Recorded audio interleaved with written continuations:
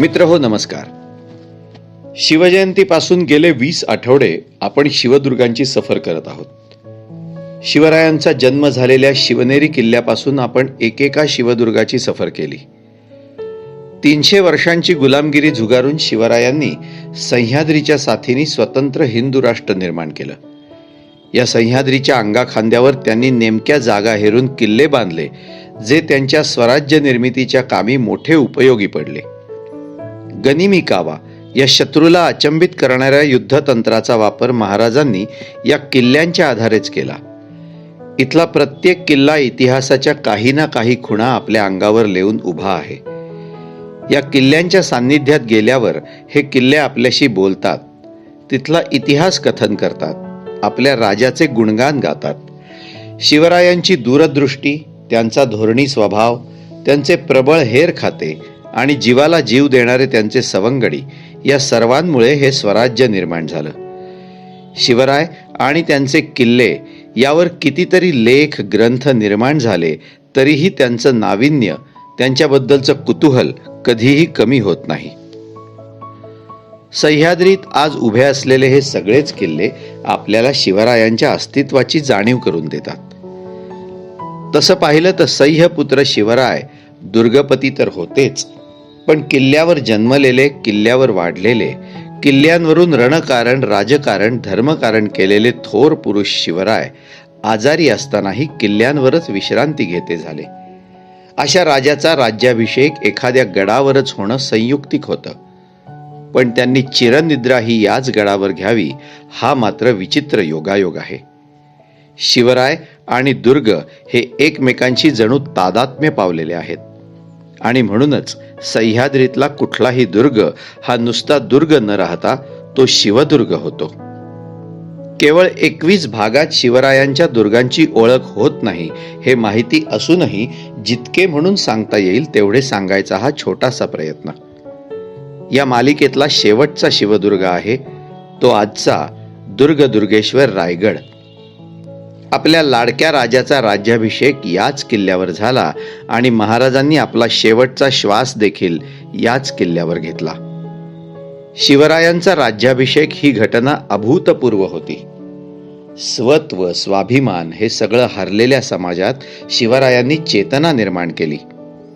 क्रियेवीण वाचाळता व्यर्थ आहे या वचनाला जागून एकामागून एक संकट अंगावर झेलत आणि त्यांना परतवून लावत आपल्या राजांनी हे हिंदवी स्वराज्य निर्माण केलं. रयतेला स्थैर्य, विश्वास, न्याय आणि संपन्नता दिली, आणि म्हणूनच राजांचा राज्याभिषेक ही 300 वर्षाची गुलामगिरी झुगारून दिल्याची एक मोठी खूण होती. बाबासाहेब पुरंदरे यांनी याबद्दल फार सुंदर म्हटलेलं आहे. सह्याद्री, समुद्र आणि शिवराय यांनी एकवटून मांडलेला स्वातंत्र्य संग्राम विजयी झाला. हिंदवी स्वराज्य साकार झालं. लेकी सुना, संत सज्जन, गाई वासर सारे सारे आनंदले. हे राज्य व्हावे ही तो श्रींचीच इच्छा होती. रायगडावर हिंदवी स्वराज्याचं सार्वभौम सिंहासन झळाळू लागलं. भारतवर्षातील इंद्रप्रस्थ, देवगिरी, चितोड, कर्णावती, विजयनगर, वारंगळ आणि अशाच भंगलेल्या सर्व सार्वभौम सिंहासनांच्या जखमा रायगडावर बोजल्या. आज ही भूमी राजश्रिया विराजित सकल सौभाग्य संपन्न झाली. हे सगळं ज्या ठिकाणी घडलं ते ठिकाण म्हणजे दुर्गेश्वर रायगड.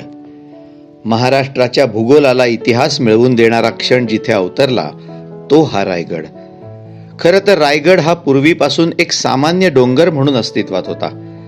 जावळीच्या चंद्रराव मोऱ्यांच्या ताब्यात हा सगळा प्रदेश असल्याने हा गड पण त्यांच्याच ताब्यात होता. तणस, रासिवटा, नंदादीप, रायरी अशा अनेक नावांनी ओळखल्या जाणाऱ्या रायगिरीला एका जुजबी डोंगरी ठाण्याव्यतिरिक्त फारसं महत्त्व नव्हतं.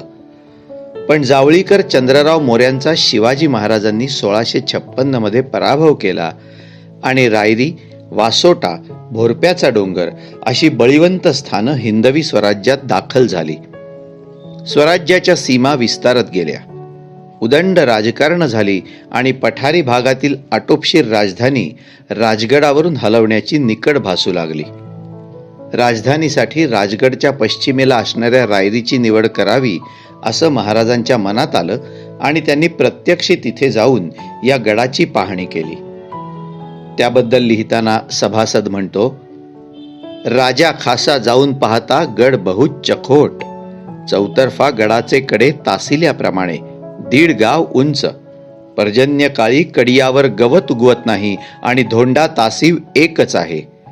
दौलताबादचे दशगुणी उंच असे देखोन महाराज बहुत संतुष्ट झाले आणि बोलिले, तख्ता जागा हाच गड करावा.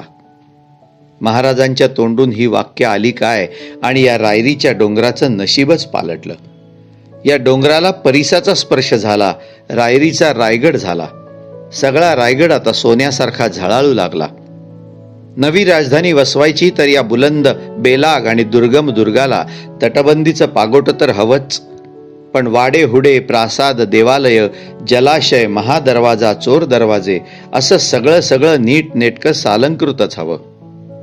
हिरोजी इंदुलकरांच्या निपुण मार्गदर्शनाखाली बांधकाम उभं राहू लागलं.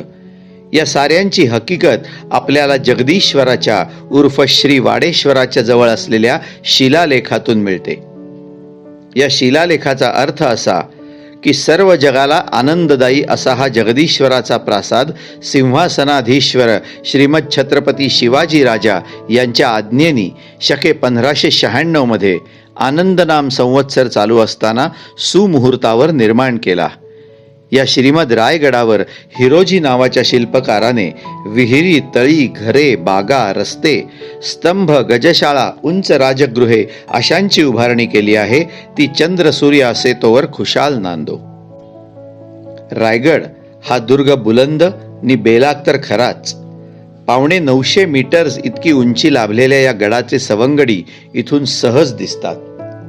पूर्वेकडे लिंगाणा, राजगड, तोरणा तर दक्षिणेकडे प्रतापगड, मकरंदगडही दिसतात. नैऋत्येकडे सोनगड आणि कांगोरी उर्फ मंगळगडचा माथाही दिसतो. सर्वांग सुंदर अशा रायगडाचं दर्शन प्रत्येकाने आयुष्यात एकदा तरी घ्यायलाच हवं. मराठी रयतेच्या दृष्टीने पंढरपूर इतकंच महत्त्व या किल्ले रायगडाचं आहे. हिरोजी इंदुलकर या कुशल स्थपतींनी रायगड अतिशय देखण्या वास्तूंनी अक्षरशः नटवला, सजवला आणि मढवला सुद्धा. या गडावरची प्रत्येक वास्तू शिवस्पर्शाने पुनीत झालेली आहे. इथल्या कानाकोपऱ्यात शिवरायांच्या अस्तित्वाची जाणीव होते. त्यासाठी मात्र आपलं चित्त शिवस्मरणी स्थिर असायला हवं. भवानी टोक, श्रीगोंदे टोक, हिरकणी टोक, टकमक टोक, महादरवाजा, नाना दरवाजा, वाघ दरवाजा, चोर दरवाजे, पालखी दरवाजा, मेणा दरवाजा, गंगासागर, कुशावर्त तलाव, कोळिंब तलाव, असंख्य टाकी, बाले किल्ल्यानजीकचे स्तंभ, राजांचा राहता वाडा, शिवसिंहासनाची जागा, तिथली मेघडंबरी, राज दरबार दालन, नगरपेठ, नगारखाना, हत्तीखाना, काशीबाई साहेबांचं वृंदावन, शिवस्मारक, सोयराबाई साहेबांचं वृंदावन, श्री जगदीश्वर उर्फ वाडेश्वराचा प्रासाद, कुशावर्तावरील श्री रामेश्वर, आई शिरकाईचं मंदिर, श्री भवानीची गुहा, शिवाजी महाराजांचा होळीच्या माळावरचा पुतळा असं बरंच काही गडावर पाहण्यासारखं आहे. चित्त दरवाजाजवळील खूप लढा बुरुजासमोर असलेली वाघबीळ ही सुंदर गुहा अशा सगळ्या गोष्टींनी रायगड नटलेला आहे. रायगडाला जाताना पायथ्याशी असलेल्या पाचाडमधल्या राजमाता जिजाबाई साहेबांच्या वृंदावनाचं दर्शन घेऊन मगच गडावर जावं. आपल्या डोळ्यात एक अत्यंत धाडसी स्वप्न घेऊन या जगन्मातेने आपला मुलगा वाढवला, मोठा केला आणि त्याच्या करवी हिंदवी स्वराज्याची निर्मिती केली. या सगळ्या प्रवासात अनेक अवघड कसोटी पाहणारे प्रसंग आले, पण ते या माऊलींनी मोठ्या निर्धाराने पार केले. शिवरायांच्या पाठीशी या थोर मातेचे सामर्थ्य, प्रेरणा, आशीर्वाद सतत होते.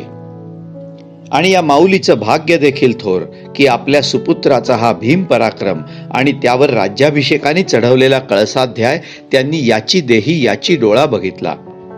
एका अशक्यप्राय वाटणाऱ्या ध्येयाची शिवरायांनी केलेली पूर्तता बघितल्यावर या माऊलींनी इथे पाचाडच्या वाड्यात आपले डोळे मिटले. त्यामुळे रायगड वारी ही आईसाहेबांच्या दर्शनानेच व्हायला हवी. 3 एप्रिल 1680 चैत्र शुद्ध पौर्णिमा, हनुमान जयंती, शके 1602 शनिवार, या दिवशी महाराष्ट्राचा लाडका राजा परलोकवासी झाला. ते दिवशी पृथ्वीकंप जाहला, गगनी धूमकेतू उदेला, उल्कापात आकाशातून झाला, रात्री जोड इंद्रधनुष्य निघाली, अष्टदिशा दिग्दाह होऊन गेल्या, श्री शंभू महादेव तळघाचे उदक रक्तांबर झाले, असे सभासदांनी नोंदलं आहे. राजा शिवछत्रपती या आपल्या ग्रंथात बाबासाहेब पुरंदरे यांनी या हृदयद्रावक प्रसंगाचं वर्णन करताना म्हटलंय, आणि चैत्र शुद्ध पौर्णिमेचा दिवस उजाडला. हनुमान जयंतीचा हा दिवस दिनांक 3 एप्रिल 1680 शनिवारचा दिवस. महाराज निघाले, चालले. सह्याद्रीचे महाराज निघाले, शिवनेरीचे शिवराय चालले, स्वराज्यातील मुलाबाळांचे, भावा भावजयांचे, पशुपक्ष्यांचे, सर्वांचे महाराज निघाले. 50 वर्ष सर्वांना लळा लावून, वेड लावून महाराज निघाले. रायगड दुःखाने काळवंडला. अवघ्या 50व्या वर्षी आमचे महाराज चालले. हे असं कसं झालं? परमेश्वर इतका निष्ठुर कसा झाला? कोणता गुन्हा केला स्वराज्याने म्हणून त्याला असं पोरकं व्हायची वेळ आली? गडावर रामचंद्रपंत अमात्य, गंगाधरपंत हणमंते, रावजी सोमनाथ चिटणीस, हिरोजी फरजंद, बाबाजी घाटगे, बाजी कदम, सूर्याजी मालुसरे, महाजी नाईक पाणसंबळ वगैरे कितीतरी सवंगडी चिंतेने आणि दुःखाने व्याकुळ झाले. काय करावे, काय बोलावे कोणालाच समजेना. महाराजांनी आपल्या नव्हे स्वराज्याच्या या सर्व नातलगांना जवळ बोलावलं. सर्वजण आले. कोणाच्याही मुखातून शब्द फुटेना. महाराज मात्र शांत होते. ते आता सर्वांचा अखेरचा, अगदी अखेरचा निरोप घेत होते. महाराज सर्वांना म्हणाले, आपली आयुष्याची अवधी झाली. आपण कैलासास श्रींचे दर्शनास जाणार. दुःखाचा एकदम टवका उडाला. सर्वांच्या डोळ्यातून ढसढसा अश्रू वाहू लागले. सर्वांच्या हृदयात आकांत उडाला. तोंडातून शब्द फुमटेना. केवढी धुरंधर माणसंही, पण दुःखाचा लोंढा फुटला त्यांच्या काळजातून. जणू सह्याद्रीची शिखरं आणि स्वराज्यातील निधड्या छातीचे किल्ले ढसढसा रडू लागले. महाराज, महाराज. पण महाराज अत्यंत शांतपणे त्यांना म्हणाले, तुम्ही चुकूर होऊ नका. हा तो मृत्यूलोकच आहे. या मागे किती उत्पन्न झाले तितके गेले. आता तुम्ही निर्मळ सुखरूप बुद्धीने असणे. आता अवघे बाहेर बैसा, आपण श्रींचे स्मरण करतो. केवढी ही मनाची तयारी. अवघे मोहपाश दूर सारून, अवघी सुखदुःखे पूर्ण विसरून महाराज अखेरच्या महायात्रेला निघाले. महाराज दक्षिण दिग्विजयाला निघाले. होय, फार फार प्रचंड दिग्विजयाला निघाले. पण सर्वांना कायमचे सोडून, सर्वांना आसवांच्या महासागरात लोटून महाराज चालले. महाराजांनी सर्वांचा निरोप घेतला. सर्वजण बाहेर आले. दुपारचे सुमारे 12 वाजले होते आणि श्रींचे नामस्मरण करीत करीत महाराजांनी मृत्यूचे बोट धरले. आजवर जिंकलेले राज्य, किल्ले, हत्ती, घोडे, धन दौलत सोडून देऊन, आजवर जोडलेल्या आप्त इष्ट मित्रांची मोहमाया सोडून, आजवर मिळवलेली सर्व यशकीर्ती तशीच टाकून देऊन आणि धारण केलेली छत्र चामरे, सिंहासन आणि बिरुदावली जशीच्या तशीच सोडून देऊन, कशाकडेही मागे वळून न पाहता महाराज मृत्यूचे बोट धरून संथपणे निघून गेले आणि शिवभारत संपले. पुढे शके 1602 रौद्र संवत्सर माघ शुद्ध सप्तमी इसवी सन 1681 16 फेब्रुवारी या दिवशी रायगडावर संभाजी महाराजांचे विधिपूर्वक राज्यारोहण झाले. इसवी सन 1684 सप्टेंबरमध्ये औरंगजेबाने रायगडच्या मोहिमेस सुरुवात केली. शहाबुद्दीन खान याला 40,000 सैन्यासह बादशहाने रायगडाच्या पायथ्याशी धाडले. 15 जानेवारी 1685 सुमारास शहाबुद्दीनने गडाच्या पायथ्याशी असलेल्या एका गावाला आग लावली आणि लुटालूट चालू केली. पण प्रत्यक्षावर रायगडावर हल्ला न करता तो 1685 मार्चमध्ये परतला. औरंगजेबाने आपला वसीर असद खान याचा मुलगा इतिकद खान उर्फ जुल्फिकार खान याला सैन्य देऊन रायगड घेण्यास पाठवलं. 12 फेब्रुवारी 1689 रोजी राजाराम महाराजांची कारकीर्द सुरू झाली आणि 25 मार्च 1689 रोजी खानाने गडाला वेढा घातला. दिनांक 5 एप्रिल 1689 रोजी राजाराम महाराज रायगडावरून निसटून प्रतापगडावर गेले. पुढे जवळजवळ 8 महिने वेढा चालू होता, पण दिनांक 3 नोव्हेंबर 1689 रोजी किल्ला मोगलांना मिळाला. रायगडचं नामांतर इस्लामगड असं झालं. मात्र 5 जून 1733 या दिवशी शाहू महाराजांच्या कारकिर्दीत रायगड पुन्हा मराठ्यांनी घेतला. मराठी राजवट संपल्यावर लेफ्टनंट कर्नल प्रॉथरनी 1818च्या मार्च एप्रिल पासूनच या दुर्गश्रेष्ठ रायगडाकडे मोहरा वळवण्याचं ठरवलं. 23 एप्रिल 1818 रोजी रायगडाला वेढा पडला. लेफ्टनंट क्रॉसबी यांनी रायगडावरील शिबंदीच्या मदतीला येऊ पाहणाऱ्या कांगोरी उर्फ मंगळगड आणि प्रतापगडावरच्या मराठी पथकांना काळ नदीपासूनच माघारी घालवलं. 6 मे 1818 रोजी दुपारी 4 वाजता 8 इंची तोफेतून गडावर मारा सुरू केला. तोफगोळा रायगडाच्या दारू कोठारावर पडला. मोठा भडका उडाला. भूकंप व्हावा तसा सारा रायगड हादरला आणि रायगड इंग्रजांच्या ताब्यात गेला. त्यानंतरही रायगडावर लोकांचा वावर थांबला असला तरीही तो मराठी जनमानसात कायमच वसलेला होता. कवी भूषण तर रायगडाचं वर्णन करताना म्हणतो की या किल्ल्यावरील शिवाजीचा दरबार आणि तेथील ऐश्वर्य पाहून कुबेर लाजू लागला. रायगडावरील शिवरायांचे रत्नखचित महाल असे शोभत आहेत की त्यास पाहून यक्ष, किन्नर, सुर, असुर, गंधर्व हे देखील ईर्षेने तसेच महाल बनवू लागले. 1663 सालच्या आपल्या नोंदीत टॉमस निकल्स म्हणतो की where the hill is not naturally strong there they build walls of about 24 foot high and within 40 foot of the first wall there is another such a wall that if the enemy should gain one the have another to beat him out, so that if the hill he furnished with provisions a few men may keep it from all the world. तर किंकेड म्हणतो की to climb it today when undefended is a most arduous work. To storm it if properly fortified and garrisoned was to Shivaji's contemporaries an absolute impossibility. रायगडावर अनेक मंडळींनी ग्रंथ लिहिले, काव्य पोवाडे रचले. त्यातला आद्य ग्रंथ सन 1885 साली गोविंद बाबाजी जोशी यांनी लिहिला. त्याचं नाव रायगड किल्ल्याचे वर्णन. हेनरी ऑक्झेंडनची डायरी तसंच जेम्स डग्लस, किंकेड यांचं लिखाण सुद्धा याबद्दल प्रसिद्ध आहे. 25 एप्रिल 1896 रोजी रायगडावर लोकमान्य टिळकांनी पहिला शिवोत्सव केला. पुढे अनेक गिर्यारोहक, इतिहास अभ्यासक, पुरातत्व खातं, महाराष्ट्र शासन, श्री शिवाजी रायगड स्मारक मंडळ, भारत इतिहास संशोधक मंडळ, महाराष्ट्रातील नामवंत शिवप्रेमी व दुर्गप्रेमी व्यक्ती मंडळ यांनी पुढाकार घेऊन रायगडावर विविध उपक्रम सुरू केले.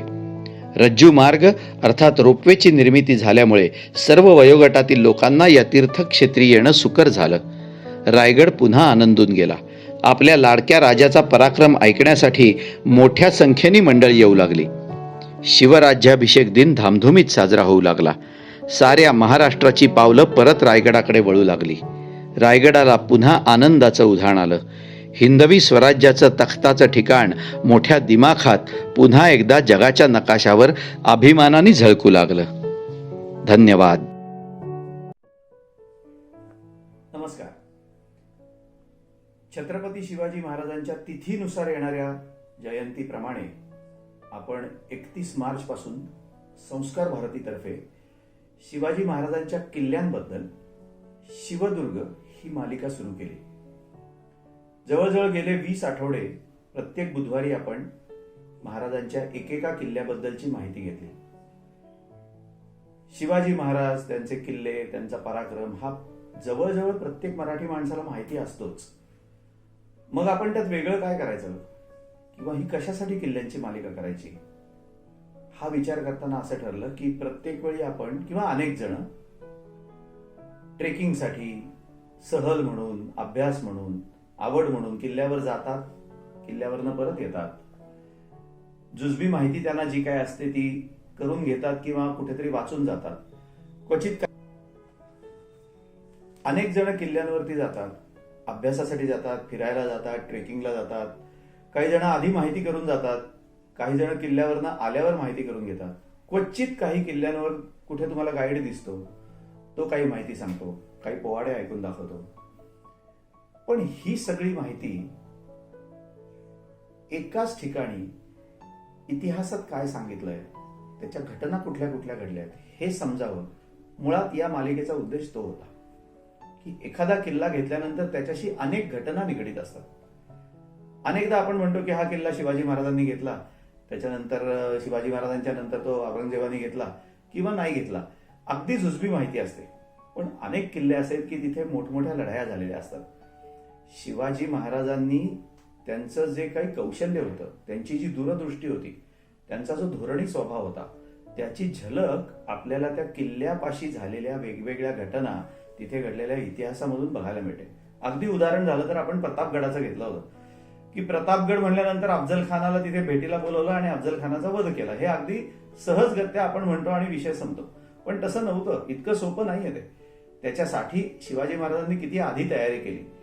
अफजल खानाला त्या ठिकाणी बोलवला, तो वाईचा सुभेदार होता, त्याच्याच प्रांतातला तो किल्ला होता, त्याला तिथे बोलावला, त्याला अशा नेमक्या ठिकाणी घेरला आणि त्याच्या सगळ्या सैन्याच्या बाहेर पडण्याच्या वाटा सर्व बंद करून टाकल्या आणि मग त्याला इतिहासात उल्लेख आहे, एकांगी करून मारला. त्याला पूर्णपणे मारल्यानंतर त्याच्या सैन्याची पण कत्तल केली आणि ती केल्यानंतर लगेच विजयोत्सव साजरा नाही केला, हारतुरे नाही स्वीकारले. दुसऱ्या दिवशीपासून एवढी मोठी मोहीम उघडली कारण दोन गोष्टी होत्या. बरंचसं सैन्य वेगवेगळ्या किल्ल्यांवरचं अफजल खानाच्या बरोबर मुळात आलेलं होतं आणि अफजल खान मेला ही भीती किंवा ही दहशत एवढी होती की त्याच्यानंतर पुढच्या जवळजवळ ते 14 ते 15 दिवसात पन्हाळ्यापर्यंत गेले आणि पन्हाळा किल्ला त्यांच्या ताब्यात आला होता.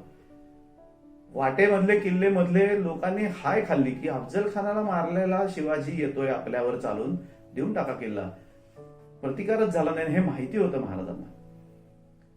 सिंधुदुर्ग सारखा किल्ला हवा, कारण ज्याचा आरमार त्याचा समुद्र, या नात्याने आरमार शिवाजी महाराजांनी उभं केलं. जवळजवळ 250 ते 300 वर्ष आपल्याकडे आरमार नाहीये. कदंबांचा जो राजा होता दुसरा जयकेशीचा आरमार होतो, त्याच्यानंतर आपल्याकडे आरमार नाहीये. यांनी स्वतंत्र आरमार उभं केलं, नौका निर्माण म्हणजे तयार केल्या, बांधून घेतल्या. कुठे येत होता आपल्याकडे, कोणाला काय माहिती होतं कशा बांधायच्या, युद्धासाठी नौका किंवा या लढाईसाठी नौका कोणी दिलं? मग याच्यामध्ये तरबेज कोण होते? पोर्तुगीज. मग पोर्तुगीजांना त्यांनी आपल्याकडे एम्प्लॉय केलं पैसे देऊन. रुई लेंताव व्हिएगाश आणि त्याचा मुलगा आहे फेर्नाव व्हिएगाश, असे 2 जण आणि 400 मजूर पोर्तुगीज अशांनी आपला आरमार बांधलाय. पेण, भिवंडी, कल्याण या ठिकाणी शिवाजी महाराजांनी आरमार बांधला. सिंहगडाच्या बद्दल आपण बघितलं. सिंहगड म्हणजे तानाजी मालुसरे हे तर आपल्याला माहितीच आहे, म्हणजे तो मोठाच पराक्रम झाला. पण तसाच तानाजी सारखाच पराक्रम पुढे नावजी बलकवडेंनी केला राजाराम महाराजांच्या काळात. तसाच कड्यावरनं जाऊन त्यांनी सिंहगड ताब्यात घेतला आणि पुन्हा स्वराज्यात दाखल केला. आणि त्याच्यानंतर पुढे लोकमान्य टिळकांनी तिथे राहायला गेले, ते महात्मा गांधी तिथे आलेले.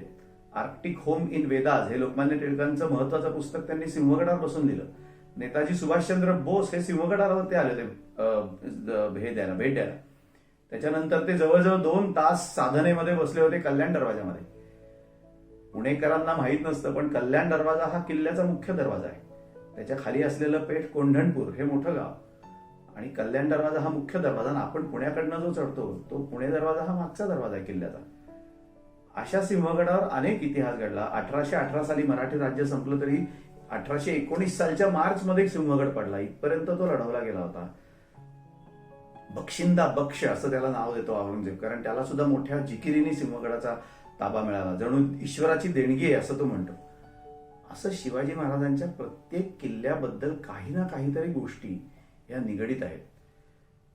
आपल्याला इतिहासामध्ये त्याची किंवा शालेय पुस्तकामध्ये त्याची अगदी थोडी जुजबी माहिती दिलेली असते किंवा काही ठिकाणी आपण छोटी छोटी पुस्तकं वाचतो त्यातनंही कमी माहिती असते. पण त्या एकेका किल्ल्याचं महत्व हे सामरिक दृष्ट्या खूप मोठं होतं हे शिवाजी महाराजांनी ओळखलं होतं. गनिमी कावा हा जो त्यांचा युद्धाचा प्रकार आहे तो त्यांनी या किल्ल्यांच्या साथीनेच तर लढला. आणि पुढे जेव्हा त्यांची ताकद सुद्धा वाढली, त्यांच्या सैन्याची आत्मविश्वास वाढला, ताकद वाढली, त्याच्यानंतर जवळजवळ 1671-72 साली त्यांनी जे साल्हेरचं युद्ध झालंय साल्हेरला, ते उघड्या मैदानामध्ये युद्ध झालं, पण ते सुद्धा साल्हेर घेण्यासाठी होतं. त्यामुळे आपण साल्हेरचा विचार करताना त्याचं केलं पाहिजे. किंवा पट्टा विश्रामगड म्हणून किल्ला आपण बघितला की जिथे जवळजवळ 1 महिना शिवाजी महाराज विश्रांतीसाठी थांबलेले होते, त्याला विश्रामगड असं नाव दिलंय. जवळजवळ प्रत्येक किल्ल्याशी काही ना काहीतरी इतिहास निगडीत असतो. पण शेवट आपण किती सांगायचं आणि काय काय घ्यायचं याला मर्यादा असतात, म्हणून आपण काही ठराविक 21 किल्ले घेतले. शिवाजी महाराजांचं आयुष्य हे एक चमत्काराने भरलेलं होतं असं म्हणलं तर वावगं ठरणार नाही. चमत्कार हा आपल्यासाठी होता, त्यांनी काही चमत्कार केले नाहीत, पण एखादा माणूस इतकं भव्य दिव्य करू शकतो का याच्यावर सामान्य माणसांचा आजही विश्वास बसत नाही. म्हणून मी ते चमत्काराने भरलेलं असं म्हणतो. वैशिष्ट्यपूर्ण होतं. त्यांचा जन्म किल्ल्यावरती झाला, त्यांचा राज्याभिषेक किल्ल्यावरती झाला आणि त्यांनी शेवटचा श्वास सुद्धा किल्ल्यावरती घेतला. इतकं शिवाजी महाराज आणि किल्ले हे एकमेकांशी तादात्म्य पावलेले होते. त्यामुळे शिवाजी महाराज म्हणलं की किल्ले, किल्ले म्हणलं की शिवाजी महाराज, हे येतच एकमेकांशी निगडीतच गोष्टी आहेत. त्यातले काही मोजके किल्ले घेऊन आपण त्याच्याबद्दलची ही मालिका केली की त्याचा उद्देश हाच होता की किल्ल्यावर जेव्हा याच्या पुढे जाल तेव्हा तो नुसताच गिर्यारोहणासाठी किंवा नुसताच तिथे एखादा प्रसंग घडला याच्यासाठी नसून अनेक प्रसंग त्याच्यावरती घडलेले असतात, अनेक गोष्टी त्याच्याशी निगडीत असतात. आजूबाजूच्या स्थानिक मंडळींना जरी म्हणजे पायथ्याच्या गावातल्या लोकांना विचारलं तरी सुद्धा ते वेगवेगळ्या गोष्टी तुम्हाला सांगतील. त्या सगळ्या दंतकथा किंवा लोककथा म्हणून दुर्लक्ष करण्यासारख्या कधीच नसतात. कुठलीच कथा अशी दुर्लक्ष करण्यासारखी नसते.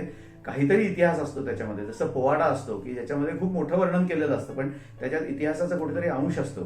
तो अंश धरूनच त्याच्यावरती कवींनी काव्य रचलेली असतात, पोवाडे केलेले असतात. ही मालिका करण्याचा उद्देश हाच होता की एक किल्ला घ्यायचा, त्याच्याबद्दलची आजूबाजूची काय माहिती, काय लढाया झाल्या, कुठलं एखादं विशिष्ट धोरण शिवाजी महाराजांनी राबवलं, कुठल्या परिस्थितीमध्ये त्यांनी राबवलं याची माहिती हवी. प्रतापगडला जेव्हा ते अफजल खानाला भेटायला गेले, म्हणजे ती एकूण मोहीम सुरू केली, तेव्हा त्यांची सगळ्यात लाडकी पत्नी सईबाई साहेब त्यांचं राजगडावर निधन झालं, पण ते जाऊ शकले नाही. म्हणजे इतका धीरोदात्तपणा, एखादी गोष्ट ठरवल्यानंतर ती पूर्णत्वाला जाईपर्यंत मध्ये सोडायची नाही, हा एक. आणि ज्याला इंग्लिशमध्ये लिडिंग फ्रॉम द फ्रंट म्हणतात की प्रत्येक ठिकाणी शक्य नसतं पण मॅक्झिमम ठिकाणी किंवा आणीबाणीचा प्रसंग आला तर स्वतः पुढे जायचं आणि लढाई करायची, तिथे उपस्थित राहायचं आणि मग ते सगळं घडवून आणायचं. हे जे अनेक धोरणीपणा शिवाजी महाराजांनी राबवला हा या किल्ल्यांच्या साथीने राबवला. त्यामुळे प्रत्येक वेळी एखाद्या किल्ल्याची माहिती देताना या गोष्टी येतात, त्या सांगण्याचा हा उद्देश होता. त्या दृष्टीने ही जरी मालिका आता संपली असली, आपण शेवट राज्याभिषेक शिवाजी महाराजांचा ज्या किल्ल्यावर झाला आणि ज्याच्यावर त्यांनी शेवटचा श्वास घेतला त्या किल्ले रायगड आधी करणार आहोत, पण हे संपलं असलं तरी सुद्धा सभासदांनी दिलेलं आहे की हजरतीस 360 किल्ले आहेत. आता ते किती जिंजीपर्यंतचे, तो एवढेच आहेत का, कमी आहेत का, जास्त, हा विषय येत नाही. पण शिवाजी महाराज काय म्हणले होते, त्यांचं किती किल्ल्यांबद्दलचं किंवा आपल्याबद्दलचा आत्मविश्वास कसा होता की हजरतीस 360 किल्ले आहेत, माझा एक एक गड मी एक एक वर्ष लढवीन.